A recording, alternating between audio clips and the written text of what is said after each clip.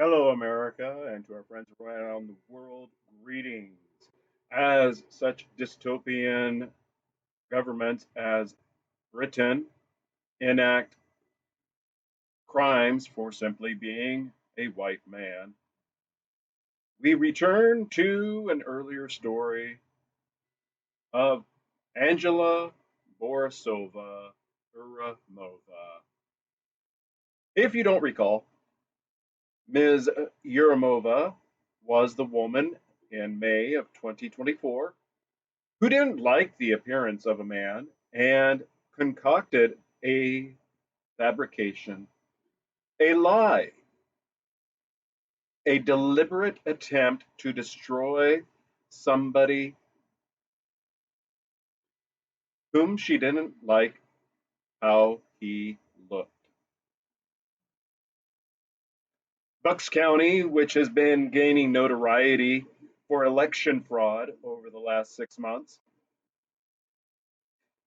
can add this feather to its disgrace cap.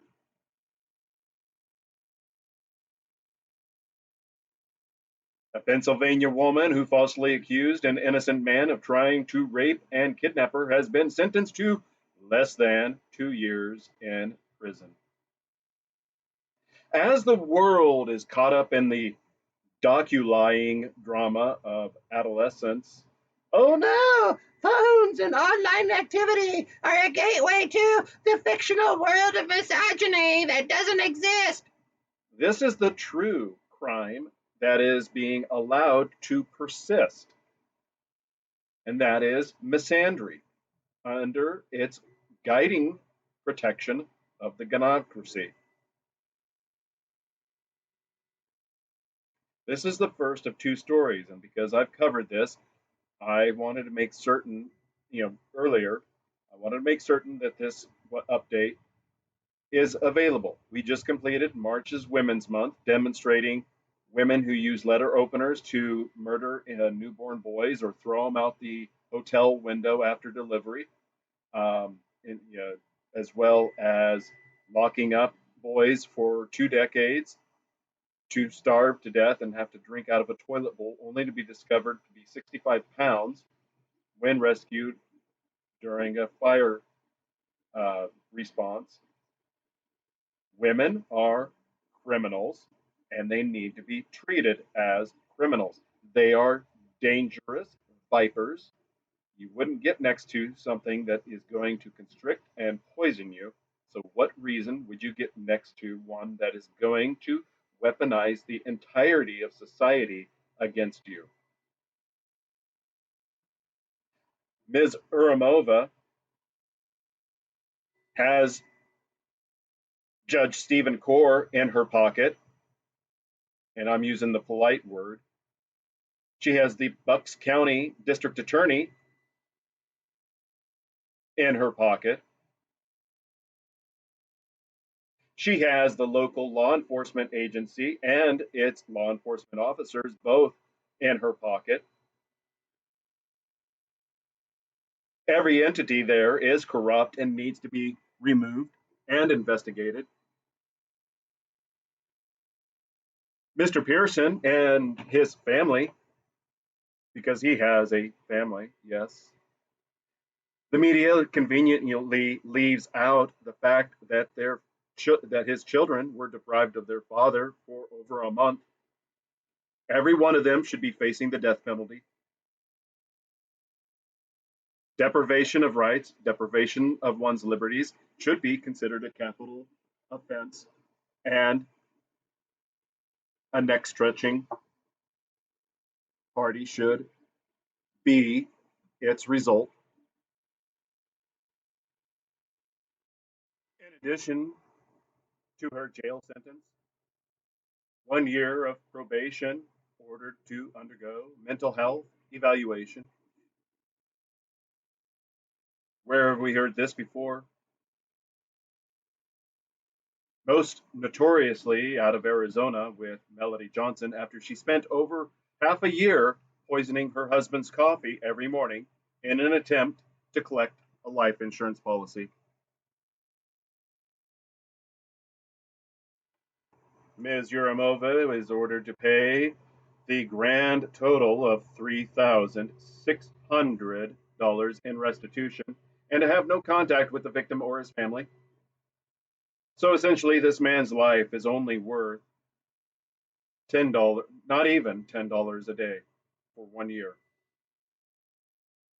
The suffering that his wife went through, the suffering that his children went through, the suffering that he went through come up to roughly $3 each per day for 1 year. Tell me how come I'm wrong for demanding that all these individuals who were party in his deprivation of rights aren't being prosecuted themselves and executed. Kidnapping is a serious crime, and that is what she did. She used the power of the state to kidnap this man from his family. What would you do? What would you do if it was somebody in your family that had been kidnapped and you knew who it was? Don't tell me you're not going to go kick in their front door yourself if the police just sit on their asses, as they often do. As the Supreme Court has ruled, they have no duty to protect and serve. Theirs is a revenue generation agency for the municipality. If we're supposed to believe all women, then perhaps they need to take the seriousness of their false allegations as equally heavy, if not more so, because this is not going to engender anybody to believe any woman again. And if you do, you're laying in a nest of vipers. The prosecution and sentence of this defendant for a malicious false report demonstrates that this will not be tolerated. Those are strong, strong words, about as empty as Bimbo Blondie from Florida when she makes speeches about, oh, the Epstein list is on my desk.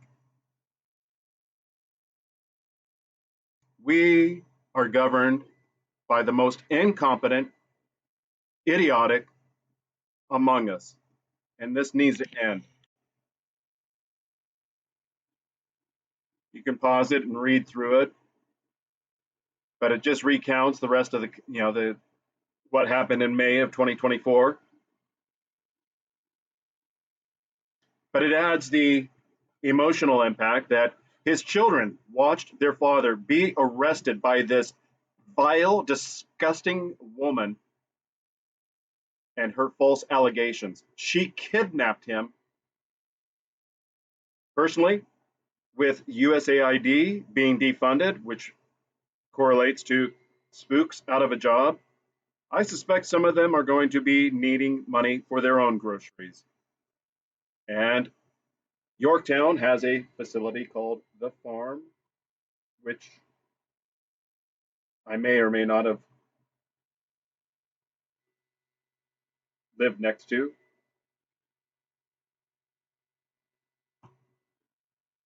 Which trains people to do wet works operations. And heck, it doesn't even need to be that. This woman is a cancer upon society. And what do you do with something that contaminates everything else? You remove it, you excise it, you remove the blight, because this is an infection that will spread if not corrected. What else do they have to say in their magnanimous opinion? She encouraged those who have experienced crimes to come forward and added, it should be documented, investigate. It's the stupid effing, appeal to, oh, but women still are victimized. No, they're not. They lie. You. How'd you know she was lying? I'm a psychic, Peters. How did you know she was lying? She's a woman. Abuses of power, and that's what this is an abuse of a privileged position of power to make a false allegation without real consequence. Does a disservice to any future reporting. If you're still using cable, satellite dish, even over the air, OTA, antenna to watch television. You may recognize DeAnna Pappas of the one of those reality TV shows, Bachelorette, or The Bachelor, or something like that. Number one, I would encourage you to not do that. As I was describing this to a friend of mine recently, what is it that a computer programmer and a television program have in common? It's pretty basic. It's the word program. What are they doing? They're providing instruction. Oh no, that won't work on me. I'm you know, I'm aware of social engineering and MK Ultra and this, that, and the other. That's how you know it will work on you. The best way is to disengage yourself from it. Ex-Bachelorette DeAnna Pappas was recently arrested following an altercation with ex-husband Steven Stagliano less than a year after they finalized their divorce.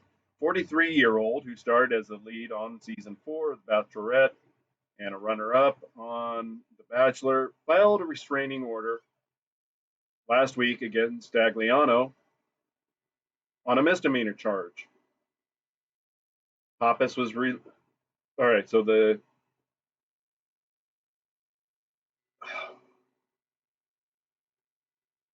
uh, what?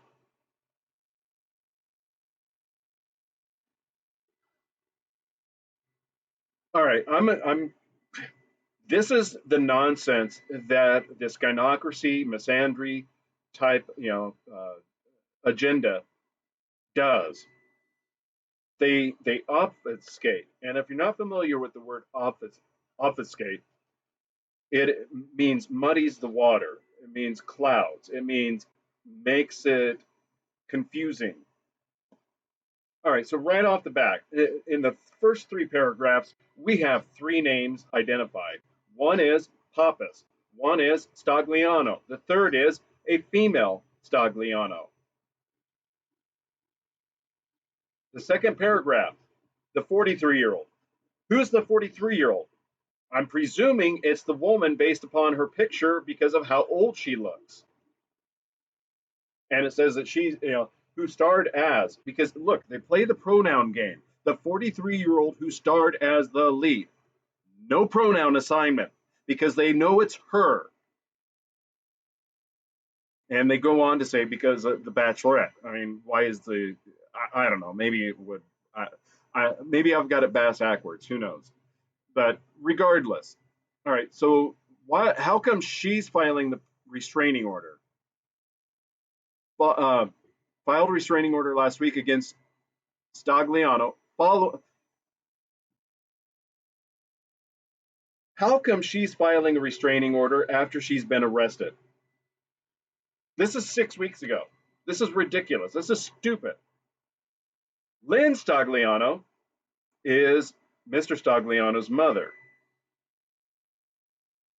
And she said in a report, not a deposition, in her declaration. A declaration is what you write in your court complaint. I'm not an attorney. I'm not a lawyer. Go look it up to make certain for yourself. Anyway, she's with her grandson that's not, under 18, under 10. So she goes to pick up the grandson at school. Apparently, the mother, DeAnna Pappas, has alcohol on her breath, is the alleged, the allegation. She wrote in a response, he said, she said, or she said, she said. This is how you know somebody is covering something up. Is they make it confusing. They don't want you to be able to know who it is that's done what. So DeAnna Pappas wrote in her response, which also included a restraining order against her ex-husband. Oh my gosh, all this ridiculous drama.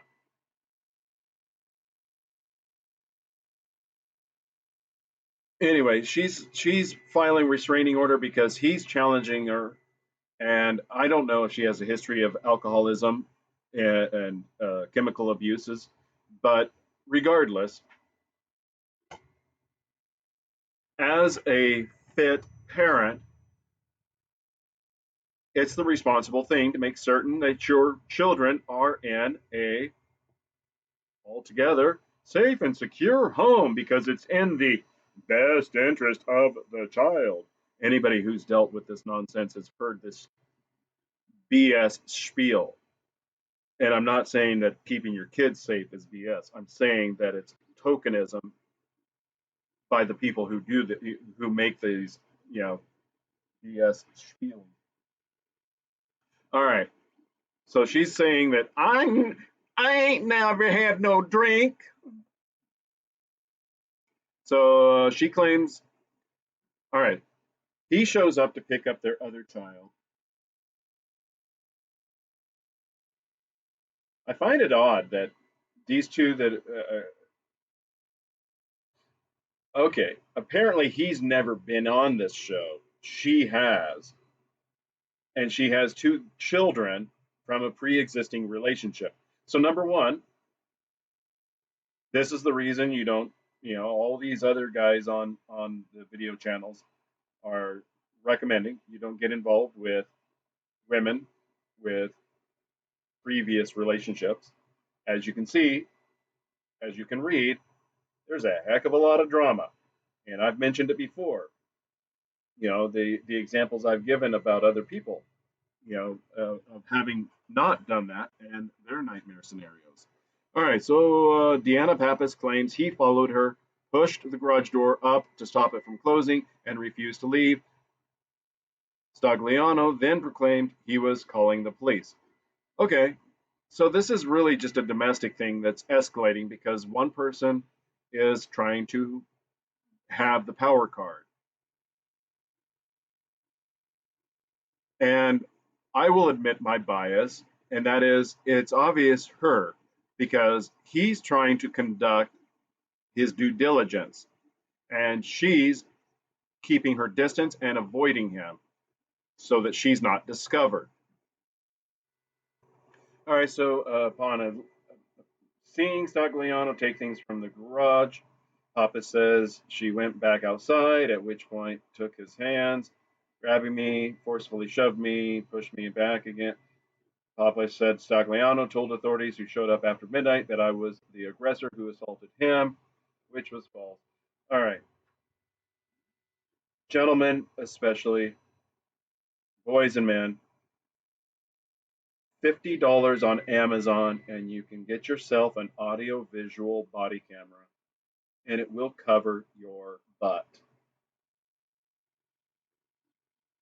Pappas tested negative after voluntarily undergoing testing for both drugs and alcohol. Pappas alleged in a response, Stagliano was trying to gain leverage in his attempt to alienate children from me. So, right off the bat, we have this woman who's pushing for a restraining order, even though she's been labeled the aggressor. Had they been, had there been video documentation to demonstrate this one way or the other, there wouldn't. The news report would be more direct as to this person did action X and this person made allegation Z. As you can see, those two things aren't the same, but that's not what the case is. So I'm not going to waste your time. We're already coming up on 20 minutes. So bottom line is this: get yourself a body camera, preferably at least two. So if one loses charge, you've got a backup, and you're not reliant on your cell phone. And don't keep it on a cloud. Always keep a hard copy.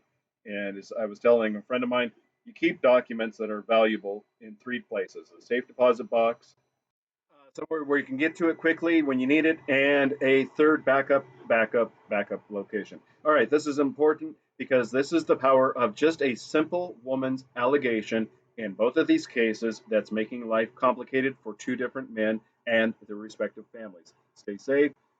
Thank you for tuning in.